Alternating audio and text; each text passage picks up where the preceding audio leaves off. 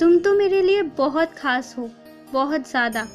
तुम्हारे विश्वास पर मैं भी आश्चर्यचकित हो जाता हूँ।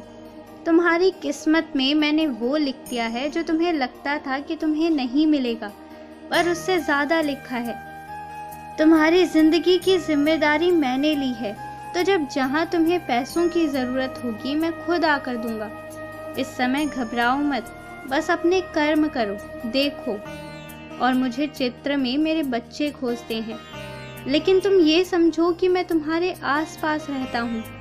तुम बैठते हो तो मैं भी अदृश्य रूप से बैठ जाता हूँ, ठीक तुम्हारे सामने। तुम खाना खाते हो तो तुम्हारी थाली से पहले मैं खाता हूँ। तुम्हें याद रहे या ना रहे, तुम जब आरती करते हो, मेरी सच्चरित्र पढ़ते हो, तो मैं सामने आकर बैठ जाता हूँ। एक क्षण भी तुम्हें अकेला नहीं छोड़ता, ये तुम्हें समझना चाहिए।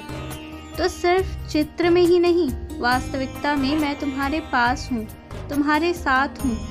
तुम्हें खुशी होती है और तुम्हें बड़ा शौक है कि कोई तुम्हें तुम्हारे बाबा का चित्र दे जाए।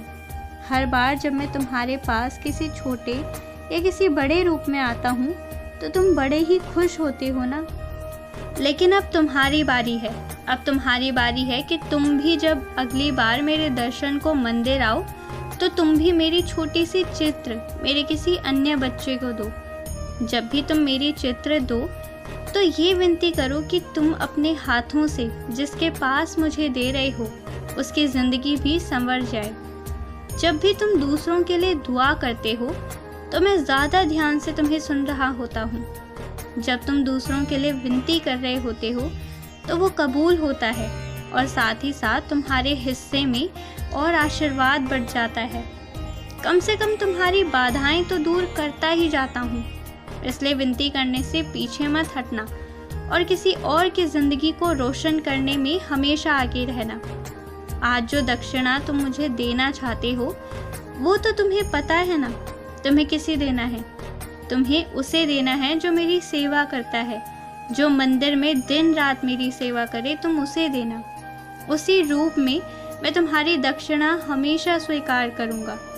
अगली बार जब अपने लिए कोई सुंदर सा वस्त्र खरीदने जाओ, किसी तीज त्योहार की तैयारी करो, तो उस वक्त एक साड़ी, एक कपड़ा और ले जाना। मेरे ही मंदिर के पास किसी ज़रूरतमंद के हाथ में देना। ध्यान रखना इस बात का, मैं पहनूंगा, मैं स्वीकार करूंगा।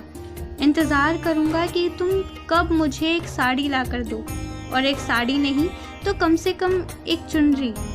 बहुत खुश रहो, बहुत खुश रहो, बहुत निश्चिंत रहो, क्योंकि तुम जिन चीज़ों के लिए पूजा करते हो वो तुम्हें आशीर्वाद में मिल गया है। तुमने जिस चीज़ का त्याग किया है मैं तुम्हें समय से वो सब लौटाऊंगा। तुम्हारे हिस्से की खुशियाँ 100 गुना बढ़ा कर दूंगा। चिंता मत करो, सब काम अपने आप होगा। आश्चर्य करते रह जाओगे कि कैसे हुआ। खुश रहो।